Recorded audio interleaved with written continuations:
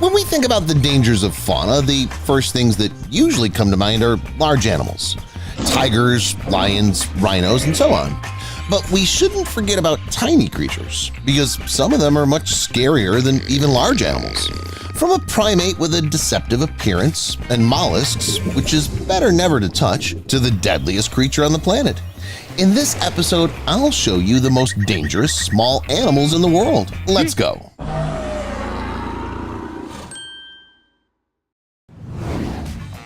First, let's take a look at this image, in which the tiny animal fits literally on a person's finger. Nature knows how to deceive because sometimes small and cute animals like this can be very dangerous. The first animal in the episode demonstrates this very vividly.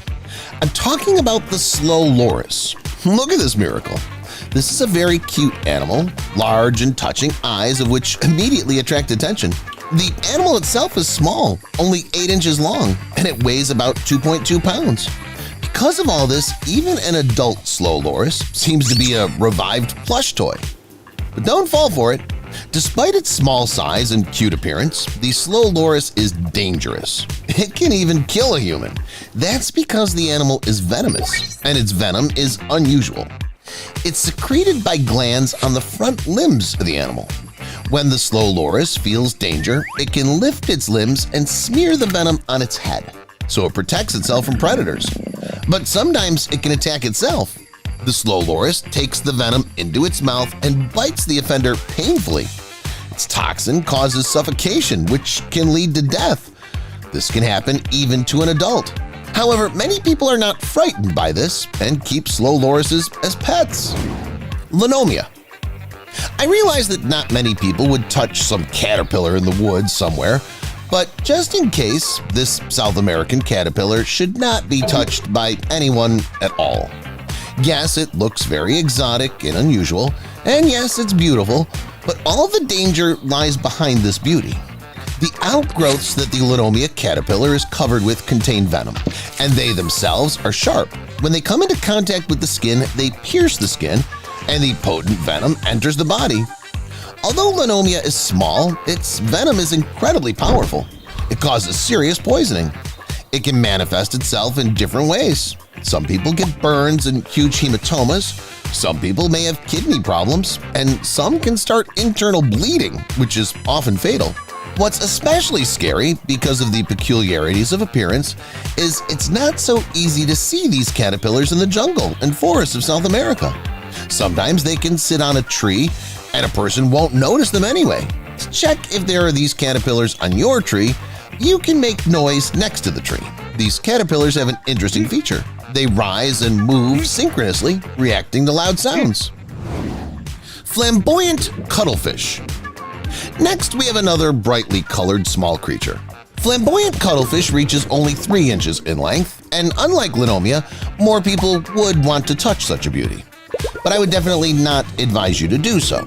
Let it better crawl along the seabed and prey for fish and crustaceans, because this cuttlefish is extremely venomous.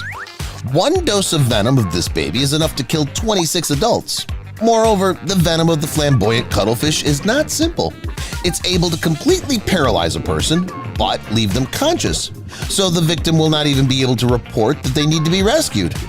There were also such cases that after contact with this cuttlefish, the victim was considered dead, although they were still alive. This feature of the cuttlefish plays into its hands. Because of its incredible venom, no one eats it, so there's no point in catching these mollusks. Nevertheless, because of its bright appearance, this cuttlefish is of interest to many aquarists. Blue-ringed octopus. This animal is similar to the flamboyant cuttlefish in many ways. Firstly, it's also small. The length of the body of the blue-ringed octopus is only 2 inches, and the length of the tentacles is about 4 inches. Secondly, it's also a cephalopod, and it's also very bright and colorful. And thirdly, it is also extremely dangerous because it's incredibly venomous. Moreover, the venom of the blue-ringed octopus is similar to the venom of the flamboyant cuttlefish in terms of its effect. It contains tetrodotoxin and a bunch of other compounds and components. The venom has a paralytic effect. The venom of the mollusk paralyzes all muscles, including the respiratory muscles, so the victim can die of asphyxiation within minutes after the bite, and sometimes the venom starts working later. What's especially creepy, the bite of this baby sometimes cannot even be noticed. But anyway, it'll be too late, because there's no antidote to the blue-ringed octopus's venom. You can save a person only by doing CPR on them or connecting them to a device that ventilates the lungs. After a few hours, the body itself neutralizes the toxins and the victim can be saved. By the way, did you see several people holding a blue-ringed octopus in their hands? You can definitely say that they were playing with death at that moment, because you can't touch this cephalopod. Just like these tiny, brightly colored frogs, because in that case, it's also about playing with death. These are poison dart frogs, the most poisonous frogs on the planet. The poisonousness of dart frogs is indicated by their very bright coloration, which is not typical of frogs because we're used to seeing them green. But poison dart frogs are different, from spotted and blue to red and gold. The golden ones, by the way, are the most poisonous. They're called golden poison frogs. They're so dangerous that they don't even need to bite or do anything at all. Even a simple touch can cause fatal poisoning. This is because the poison of the golden poison frog, like other poison dart frogs, is located directly on the frog's skin. If this frog could be completely squeezed out, then its poison would be enough to kill 500 people. Other poison dart frogs are also very dangerous, but not as deadly. Some can even be held in your hands if there are no cuts on them. You can do it, but you definitely don't need to. Personally, I would not take the risk, picking up such a creature that can kill with just a touch. This is something from the category of fantastic superpowers. Pitawee. It would seem that there could be nothing in common between a bird and a frog, but not in the case of Pitawee. This bird is similar to poison dart frogs. It possesses the same poison that they do. By the way, this bird gets its poison through food by eating special insects, like poison dart frogs. As you've already realized, Pitawee is literally soaked with poison, so you shouldn't even touch this cute and small bird. Yes, it's not as poisonous as the golden poison frog, which literally splashes the most powerful toxins, but nothing is good in contact with this bird. The bird's poison can cause numbness and other unpleasant symptoms.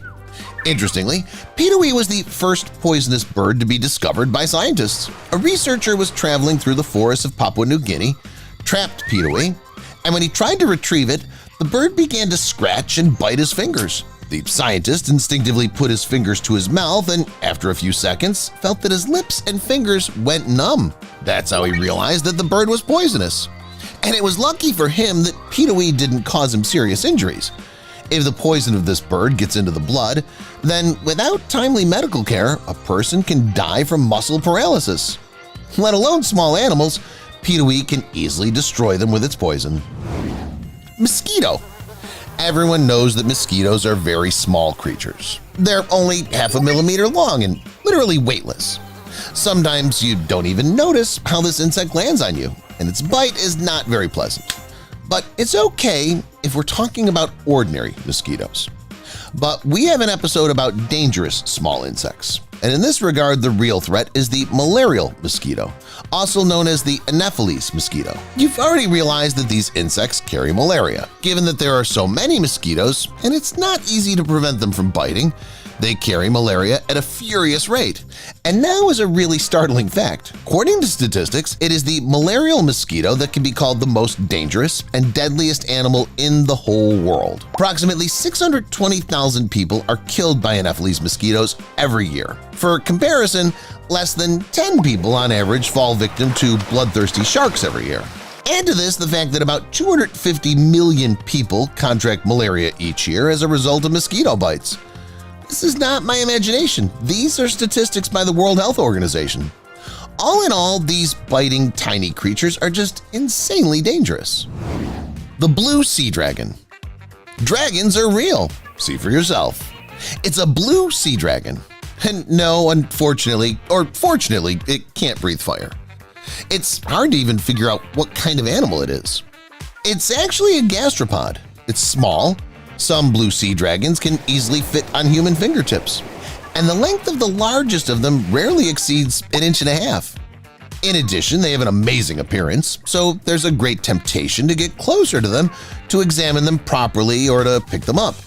But I would not advise doing this, because the blue sea dragon, yes, of course, it's venomous, like almost all other animals in this episode. Beautiful like an angel, dangerous like a dragon is what they say about it. This mollusk acquires powerful toxins by eating venomous creatures such as small jellyfish. The venom accumulates in its body, and when someone tries to grab or attack a blue sea dragon, it stings the opponent in self-defense. It's not likely to be fatal, but unpleasant consequences in the form of burns, nausea, weakness, and severe poisoning are inevitable. This is not the end of our deadly list. Next, you'll see what other animals I strongly advise you not to touch. Mute swan. Let's start with the swans. Surprised? If yes, then this is normal because, in the understanding of many people, swans are beautiful and graceful birds which can only delight and certainly do no harm. But in reality, everything's different. There's no doubt that swans are real beauties, but you should admire them at a safe distance. You don't need to go near a swan to touch and stroke it. This applies to all swans because they're not very fond of strangers or even animals, and they actively protect their nests and offspring. This rule especially works for the mute swan, a huge bird with a wingspan of up to 7.8 feet. The mute swan is a serious and aggressive animal, which is excellent with its wings and its beak. The bird can leave not just cuts and scratches, but also break bones of its offender. History knows such cases of attacks on humans. By the way, swans are the most dangerous in the water. It's known about several cases when swans attacked people in boats. They fell overboard, and the swans prevented them from getting on the boat or swimming to shore. Leopard seal. It's unlikely that many of you will ever encounter a leopard seal in the wild. After all, these creatures live in the Antarctic seas. But if you find yourself on the icy continent, you'd better avoid encounters with leopard seals. Stay away from them, and touching is out of the question. Although outwardly the leopard seal is a real beauty that loves to smile, you shouldn't be fooled by it. In fact, it's a dangerous predator which is able to defeat seals and penguins at a blink of an eye. Scientists say that only one animal can compete with it, and it's the killer whale. That says a lot. But the leopard seal is dangerous not only to Antarctic animals, but also to humans. Sometimes these predators attack humans. For example, in 2003, British scientist Kirsty Brown became a victim of such an attack while diving in the water. A leopard seal dragged her underwater and swam to a depth of 230 feet, where he held her until she drowned. Leopard seals are not afraid to attack boats and often jump out of the water to grab a human and drag them mercilessly into the icy abyss. Even orcas are not such vicious creatures in relation to people. Panda ant. What would a hybrid between a panda and a wasp look like? Probably something like this. Although the animal has the word ant in its name, it's actually a wasp belonging to the velvet ant family. It's called the panda ant for its color, like the Chinese puppy bear. The panda ant is native to South America. Because of its unusual appearance, the insect misleads many locals who don't even suspect that it's a wasp and try to touch it. Touching even an ordinary wasp can be disastrous, let alone the panda ant, which is considered one of the most dangerous wasps on the planet. Panda ants are endowed with an extremely dangerous and powerful toxin that can finish off even a cow in just a couple of bites. For this reason, this wasp has been nicknamed the cow killer. In addition to cows, the bite of this insect can also seriously affect humans. Severe pain in the area of the bite lasts for a couple of hours. Of course, it's not fatal, but you must admit it's not very pleasant. Anteater. Here's another inhabitant of South America with an ant name. In this case, though, it makes more sense. Anteaters fully justify their name by eating ants in huge quantities. They also love termites. These funny creatures can devour up to 30,000 insects a day. Although anteaters are really funny and cute on the outside, you should stay away from them, especially from giant anteaters. Although anteaters are not predators, they're large. Some individuals reach 4.2 feet in length and weigh up to 88 pounds. The anteater has no teeth, but it has long, sharp claws. If the anteater gets insects with its 23.6-inch tongue, then it defends itself from predators and other enemies with its claws. Anteaters are not afraid even to fight with jaguars, which they sometimes defeat, let alone a human. At best, a blow with a powerful paw will knock a person out or leave deep wounds on the skin, and at worst, it'll finish them off. Box jellyfish. It's unlikely that many people would want to touch a jellyfish. After all, most people know that these beautiful sea creatures are quite dangerous and can sting. If you watched SpongeBob SquarePants, you remember how SpongeBob, Patrick, and Squidward were constantly getting hurt by these cnidarians. Still, there are some jellyfish out there that you'd really like to touch. For example, box jellyfish. They're the most beautiful jellyfish, with an unusual bell and long tentacles. Once in the sea, it'll be difficult to resist the temptation to swim up to such a beauty. But actually, it's better to swim away from it as far as possible. Because, in fact, box jellyfish is a very dangerous creature that produces potent venom. Consequences can be different. In some cases, it's limited to headache, sweating, and nausea. And in others, the consequences are cardiovascular collapse and death. The only way to be saved is to use an antidote. There are also other ways to fight these jellyfish. For example, on beaches where these creatures live, special nets are stretched to prevent these dangerous creatures from swimming into the bathing area. Portuguese man of war. There's another jellyfish on the way. That's what you might think when you look at this creature. In fact, although the Portuguese man of war looks like a jellyfish, it's a colony consisting of polypoid and medusoid individuals which together look like a jellyfish. A large transparent bubble at one end of the colony, which is up to 12 inches in size, is filled with gas and keeps it on the surface of the water. That's why the Portuguese man of war mostly swims within human sight, and quite a few people would want to touch such an amazing creature. It's better not to do this because the bubble has tentacles, which can reach up to 164 feet when unfurled. These tentacles, which in addition are barely visible due to the translucent color, have a huge number of stinging cells, the venom of which is dangerous to humans. A person attempting to stroke this creature may become entangled in its tentacles. The effect will be similar to an electric shock. The Portuguese man of war will sting, and the person will most likely not be able to free themselves. Many people who were entangled in the tentacles of this creature were never able to get to shore.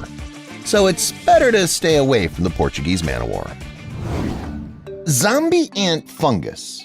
Our next guess is a fungus. There are many kinds of Ophiocordyceps fungus, but I suggest that we focus on the one that hunts ants. Its actions are as follows. The parasite tracks down an ant, and as soon as it's in range, it shoots it with its spores. The insect tries to clean itself of this nasty stuff, but it fails to do so. At some point, having come to terms with what's happened, the insect will automatically sign its own death sentence. The problem is that after some time, the spores will seep through cracks in the chitin and get into the ant's body, going straight to its organs. In just 2 to 3 days, they'll be right there, which means there's no way to avoid infection. From this point on, the fungus becomes the host of the insect. It'll have the ability to command what to do. Literally, it's not entirely clear how this happens, but it's a fact. One of the first orders of the parasite will be to go and find a suitable place to live. These fungi do not live on the ground itself. They want to climb a little higher, to a height of about 10 inches. Having decided on a new home, the insect, on command, approaches the nearest wet leaf and bites into it with its teeth. It was the last thing it could do at all. After all, the fungus will no longer allow the ant to unclench its jaws. Moreover, from this stage, the parasite begins its growth directly from the ant's body, which means that the host will soon perish completely and irrevocably.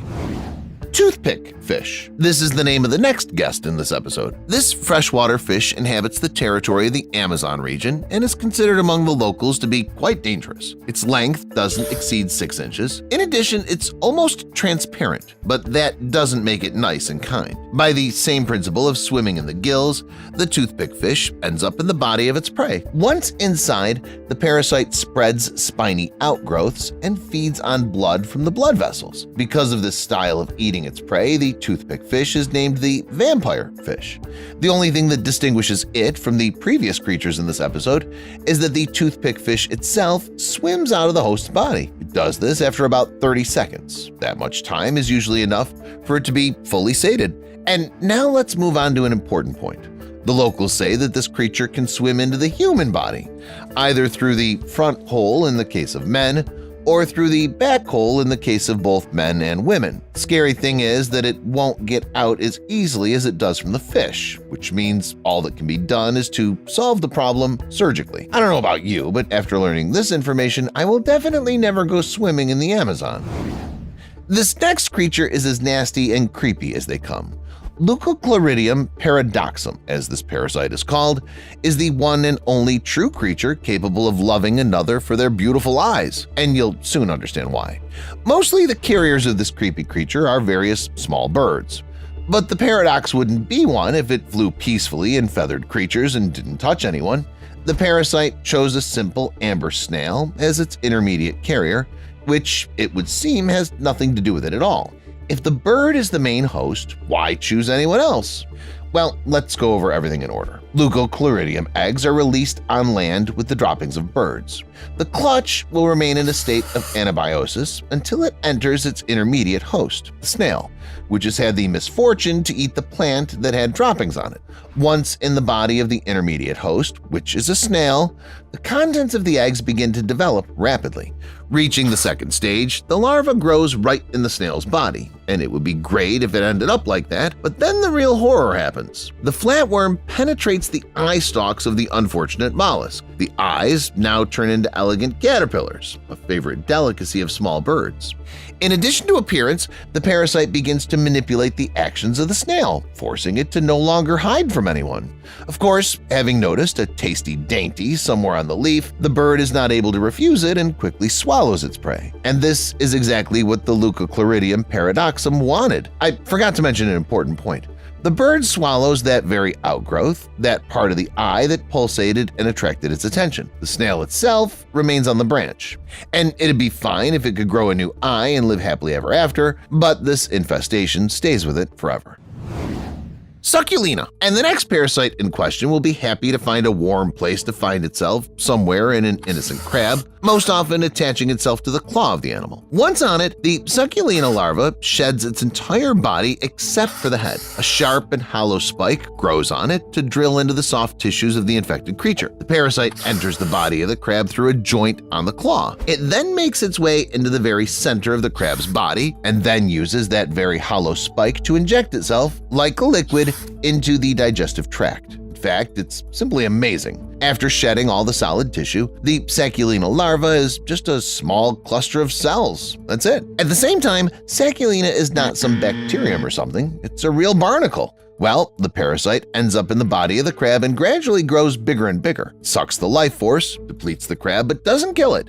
With its cunning actions, the creature makes a real puppet of the crab, ready to do anything the parasite tells it to do. After gaining full control over the body of the prey, the shapeless ball of biomass becomes ready to reproduce. The female calls its fellow males, and they, of course, can't resist it. They head toward the affected crab in a jiffy and get down to business. Their reproduction is also unusual. After the first stage, the males, exactly like the female, at the very beginning of their journey, shed everything but the head and roll up into the body of the prey. Now they will forever produce semen to create new demonic, creepy creatures, and the female will give birth right on the spot. In the end, everyone's happy, even the crab, because it thinks the parasite's eggs are its own eggs, and so it cares for them properly. That's all, guys. Which parasite seemed the scariest to you? Let me know in the comments. Thank you for watching, and see you later.